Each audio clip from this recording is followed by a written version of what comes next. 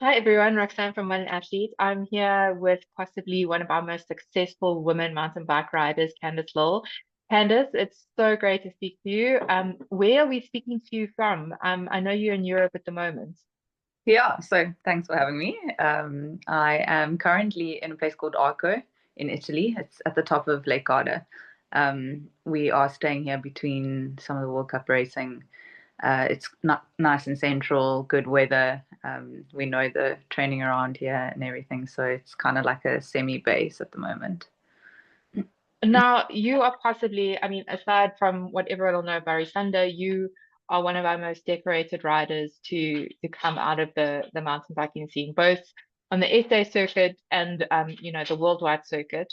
I don't think many people know, and possibly your closer fans will know, but I mean, you started racing Mountain Bike World Series in 2019, way back when. So it's generally been a 6 year journey to get to where you are now. Can you take us through some of the early days and how hard it was coming in, basically from the back end and fighting your way to the front? Yeah, so I mean, even going back a bit further than 2019, I I was racing cross country like since I was a junior already, like in school and everything. But after that, it was also it was I would say I was quite inconsistent. So I would make it over as an under 23 to some World Cups, skip some. Yes. Yeah, so it wasn't really, and then I sort of just like gave it up for a while and raced more locally in South Africa. Did some marathons and stage races, and then decided that yeah, if I don't go back to cross country racing and give it a full tilt, that I was going to regret it one day. So Mm. that was, as you say, 2019, probably 2018, 2019. I started again, and obviously now I was an elite, elite, not under 23 or junior, which is a lot easier. So starting at the back, no points or very minimal points. Yeah, and so basically just being completely thrown in the deep end. With competition, with the level of the courses had now also raised a lot, like in terms of technicality, and the sport was just growing massively, and it was very difficult to jump in and try to be at the front. I mean, I wasn't at the front. I think you ended the 2019 series. I think it was maybe 30th. I'd have to check. I've got it in front of me. But I mean, even that for me, I don't think people fully understand that you have close on 100, just over 100 riders that are Yeah, all at elite levels, all the best that have come, they've all got teams, they've all worked as hard as possible to get there. And to yeah. be 30th at that level is exceptional. I mean, no, it really is. Like, I mean, like, you don't have you've got to start right at the back, so you've got to fight your way right through the field, and Yeah. then I mean, get to that. How hard was it? And like, was it ever that you thought, flip, I don't know how much longer I can do this? Was it demoralizing? I mean, I can't imagine how hard it must be to like fight my way through that all the Yeah. time. I mean, yeah, you do get just caught on the wrong side of everything. So you'll make a big effort and then maybe pass some people, and then it will be like a single track and it's just chaos. And I really didn't enjoy that side of it, because I think just also from my personality, I'm not like a massive, I don't know, like I'm not super aggressive or like doing crazy things. And I found those girls like in 30th or 40th position, it was very difficult to. There was no sense. Let's put it like not much logic. Everybody just wants it, and everyone wanted to be at the front. And yeah, I think many times I thought, "Phew, I'm not going to like." Progress is really slow, and who knows if I'll ever make it to the top. But I did keep believing, and I think, yeah, like the progress thing is important, because progress can sometimes look like two steps forward, one step back. Like it's never just like linear. And I think I really just got into just the work that I can do to get I like threw myself into the process, as opposed to like getting. I mean, I was demoralized a few times by results, but yeah, like the process became really important to me and still is now. Well, I mean, now you're top of the game. I mean, you ranked number one. And how did it feel going into the season, knowing you were ranked number one? I mean, does it put extra stress on you? Did it like change things for you? Was it Yeah, hectic? it actually did in a way, but like in a strange way, like not necessarily in a good way. So as I said, like I always threw myself into the process, and like I just want to be Candice, the same Candice that always did what she did and rode a bike and enjoyed it and like did it in a free way and just like remained in the moment. And I think like being number one this year was quite like it put me in a strange position of like pressure, and like people are watching, and obviously a lot of people, like everyone I bump into now says something about it, and like it's a strange, you don't realize that that actually is putting pressure on you. I know it's done in Yeah. a sort of way, but it became like an expectation. And I think for a while, like in the beginning of the year, I became too obsessed over what, like all the things I can control to remain number one or to like not lose a race, and I think that was the wrong way of going about it. Whereas now I'm like, okay, I'm number one, that's cool, I'm not following the rankings. If I'm not number one next week, that's fine. I just want to remain in the same place and race from the same place that I always have. And I think that says to it because it goes in waves and ebbs. I mean, we look at Kate and the phenomenal season she had, and then from there she struggled to get back. Yeah. You look at Rebecca, who was winning every week, and then it just got too much. So I mean, at that level of competition, how much mental psyche strength does it take to, sort of like you say, you just want to be Candace, but Yeah, I think how hard is it? yeah, it is hard, and I think it becomes very easy to overcomplicate and to get sucked into all the, I don't know, all the pressures, all the what people are saying, and I don't know, just like obviously the hugeness of the event that you're doing. Like it's pressure.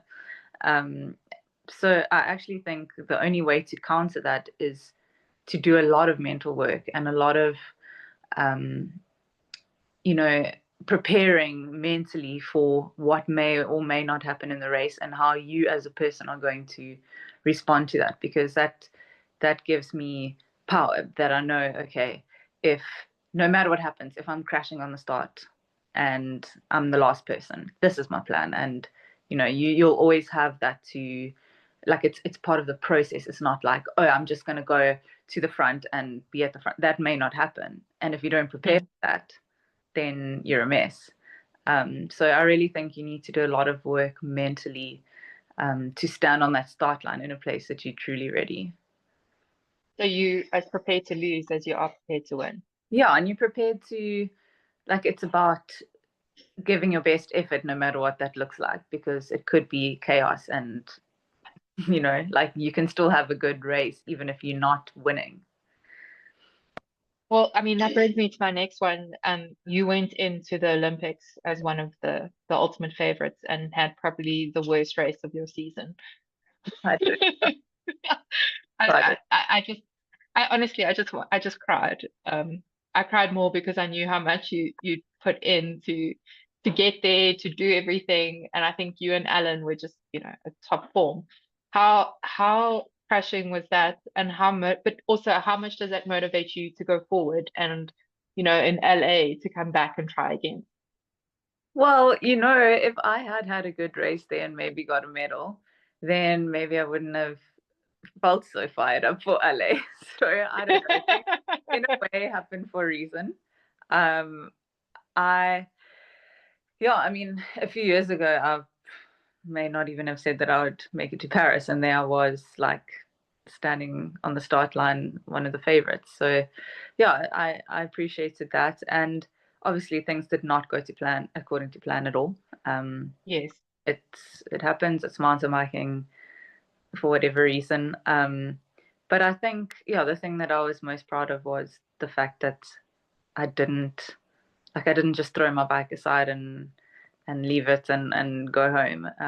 I think it was important because of the occasion of the Olympics. Like, my whole family was watching, all my little cousins, and like I'm sure other families that have kids as well were watching. And I think it says more about your character and, you know, the bigger picture if you are prepared to carry on no matter what, even if you're not getting the result that you want. And I think my Olympic experience was for that reason. And then after that, obviously, I went home to Cape Town, and yeah, like I think the biggest, hardest part of last year was trying to turn myself around from that disappointment to we had world championships in like a month after the Olympics.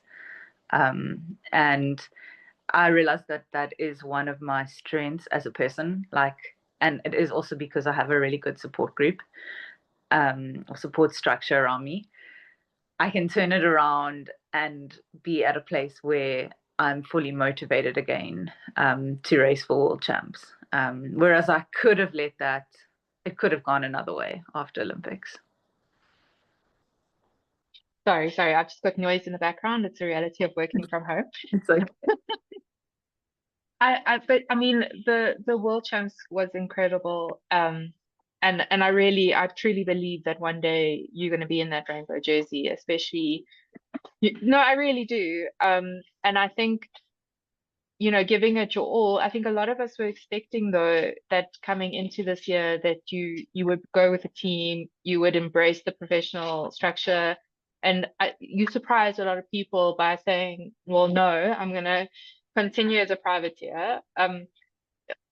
I know you said that you like to control the structure and you like to, have your freedom, but was it hard turning that all down? um, in the beginning, it was hard to start thinking, okay, like so last year when I started doing well, like a few teams reached out. We had some meetings. We like just reassessed everything. So like obviously Darren and I have our personal sponsors and how we've always done it. And then all of a sudden there were these other like these other options, that were never an option Mm. before. So we addressed them. And yeah, I think in the beginning it was very chaotic as to like I could never tell which way we might go or whatever. And then I think by the end, like by December, it was very clear like which way we wanted to go again. So like it was everything, sort of just like made its way that this was the obvious choice, for me and us. Is it harder to do this on your own, but more freeing to do it on your own? I mean, like I know you tossed it up with the teams, but I mean you see them with their setup, you see Scott, you see Cannondale, you see the big teams with all their mechanics, with all their tents, with everything at the races, and then I mean it's just basically you and Darren Yeah. at a race. So this year we have a bit more freedom, or like because of yeah a better financial situation. Like at Novo Mesto, we had a physio with us as well, so that was cool. So we added one another person to help carry all the wheels and everything to the tech zone as well. But yes, so I would say, especially on Darren, quite honestly, like it's very very hard to do the job of a lot of people on a race weekend. Um, and yeah, it probably is more stressful. At the same time, yeah, so you have to weigh up all the pros and all the cons, and it's not necessarily the pros and cons for everybody. It's the pros and cons for us and for me, um, because of where I've come from and what we've worked so hard to build. It's now a different conversation, because do you let all of that go for a 1 or 2 year contract, which you don't know? Like, you can't tell how the future is going to go. Whereas I felt like after so many years of building relationships with personal sponsors, that for me, it was not worth letting those go in order to go for something that might seem like an easier option or like less stressful. I don't know, but there could be other stresses. There could be environmental Mm. stresses. There could be relationships in a team that aren't going well, dynamics, like, so we really had to dig in and look at look at the whole picture. And I mean, Darren is was a professional cyclist himself. Yes. He did really, really well.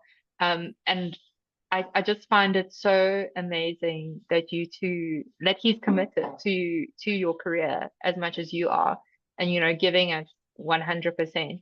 I mean, how is that dynamic in your relationship? I mean, it can't be easy being married, working together, I Yeah, mean, obviously, there's a lot more stress just on the marriage as well. I mean, how it is. how does it all balance itself out? It's not easy.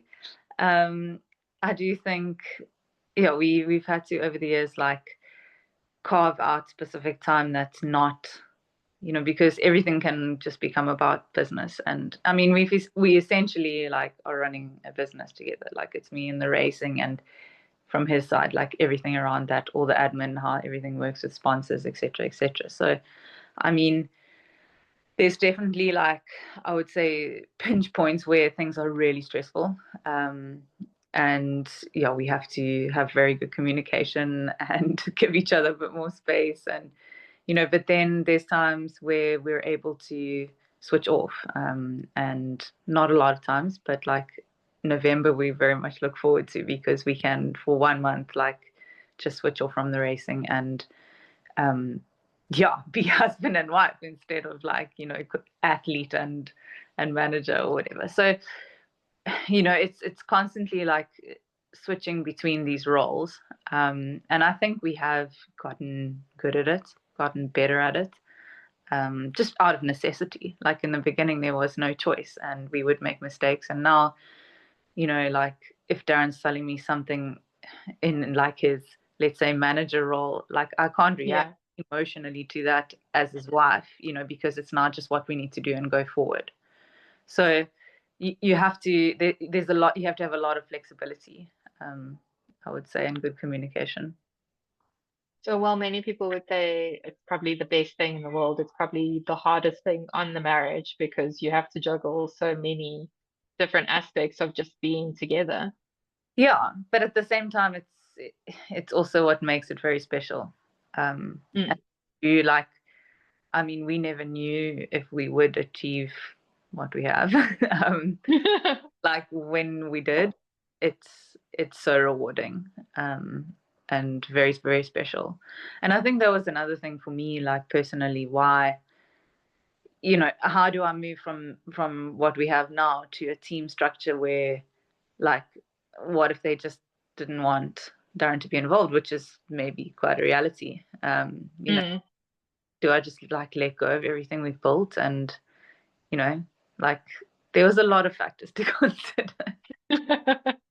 No, it makes sense, and I think a lot of people might have been shocked, but I truly respect it because I think it's also opening up the path for a lot more cyclists to see that it's not easy, but it is possible Yeah, to take that next step. I mean, in South Africa, we don't necessarily have the biggest depth of women talent. I mean, we see it come forward with Sarah, with Haley, and all of those, that come and fly the flag, and Ashley as well. But we want to see more. And do you feel it's almost like something that you would, at your later end of your career, try to make possible is getting more women into positions where they can race like you? Because if we're honest, you're the only real South Africa that's, really pushing on the World Cup circuit at the moment.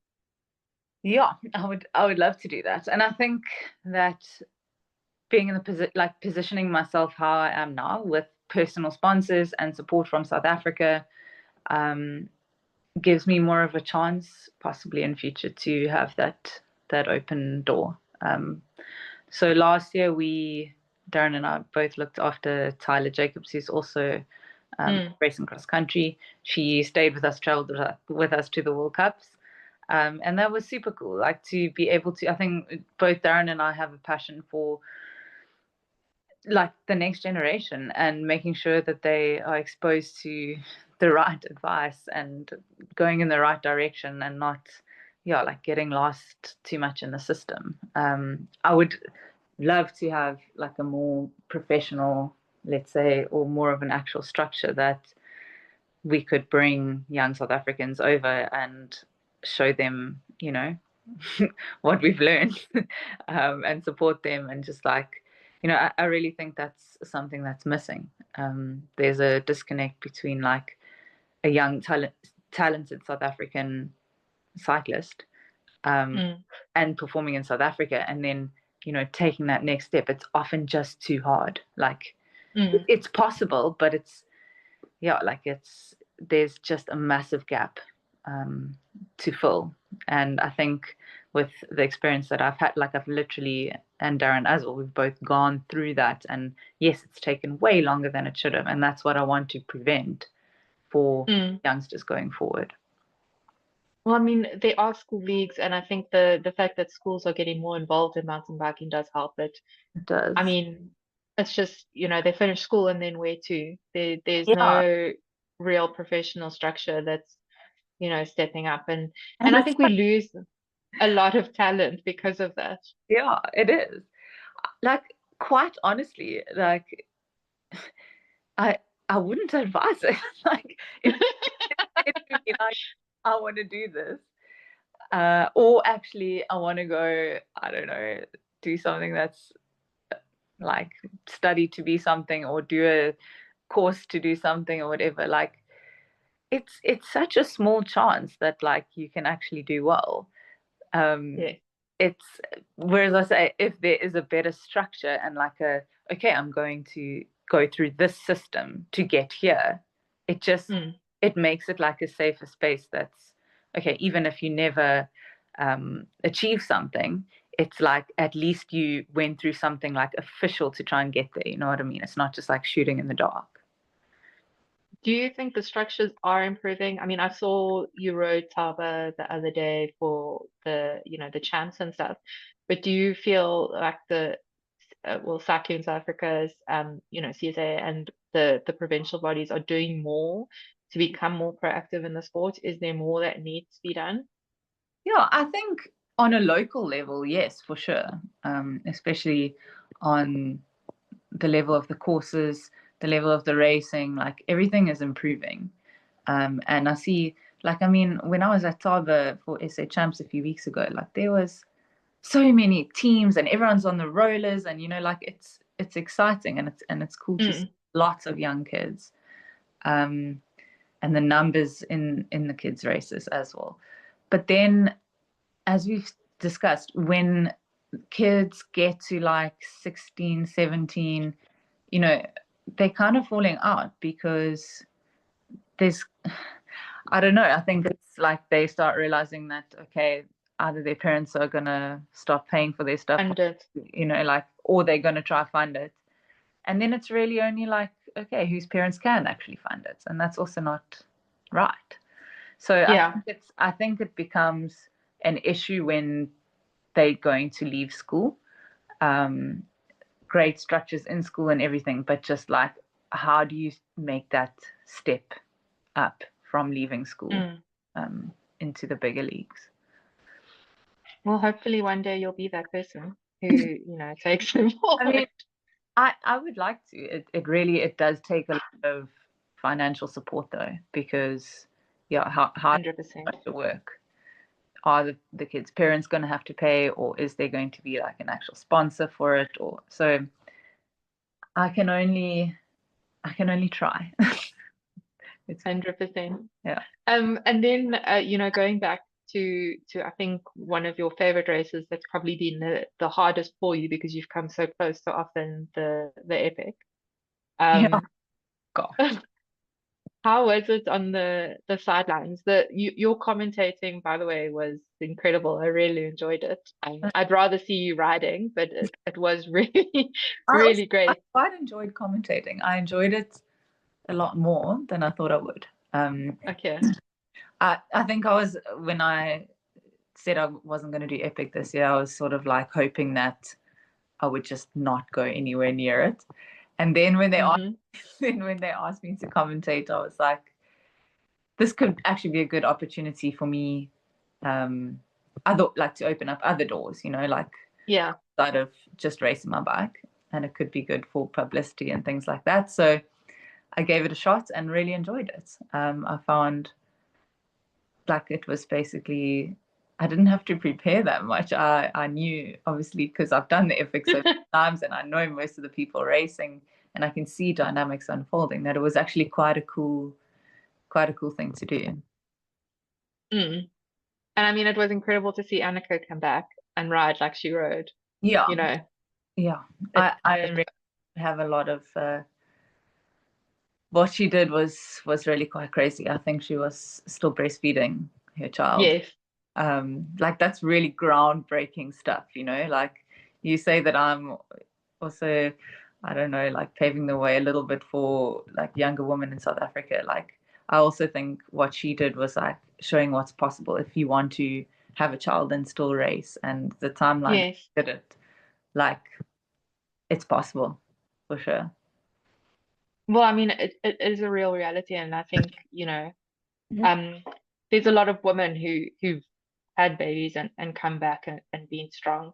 Yeah. Um, Obviously you at the pinnacle now, so that maybe a few years down the line, but going into, I mean, you had Nova Mesta now, you had an incredible ride coming third. Thanks. What, I mean, are you just going to go with the flow for the rest of the races?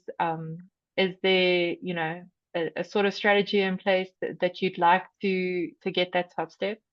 I mean, Yeah. obviously you'd like to get the top step, but So it's a very fine balance between going with the flow and like trusting yourself and that, all that. But there's also like very obvious things for me where I can improve, and what I should do to flip that around.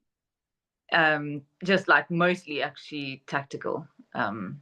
So I think, yeah, I've identified some things from Novo Mesto and also from the racing in Brazil that I would like to change. Okay. But it does take a certain confidence in yourself and a bravery, to make a move at any one time. Like it's. I think also just coming from South Africa, I don't know if it is a South African thing. Like when you're exposed to the European competition, it's like you sort of just want to like sit there and like be a number, and you don't want to like make a bold move, like because that's scary and it's you Yeah. lose it.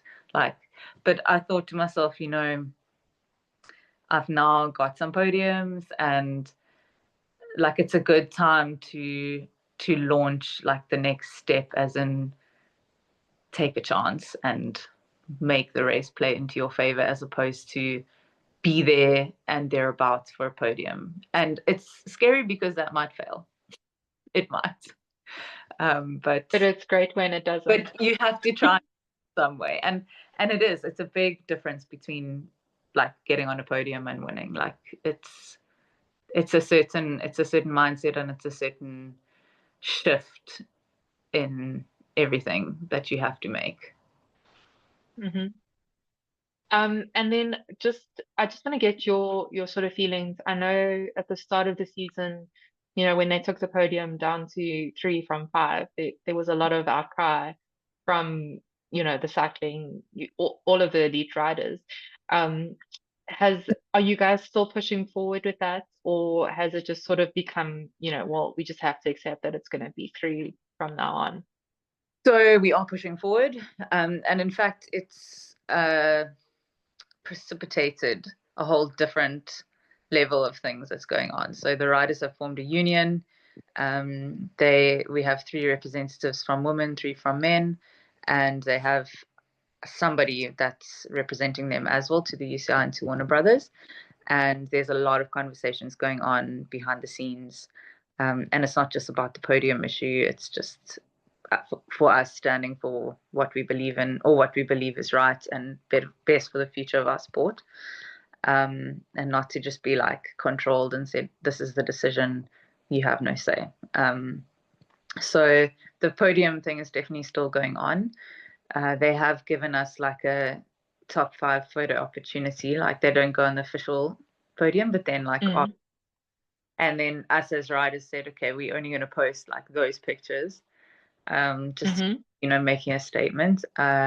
So hopefully, I mean, for this year, that's going to be the way. But hopefully for 2026 going onwards, they will bring back the top 5 podium. But we'll see. It's a conversation that's ongoing.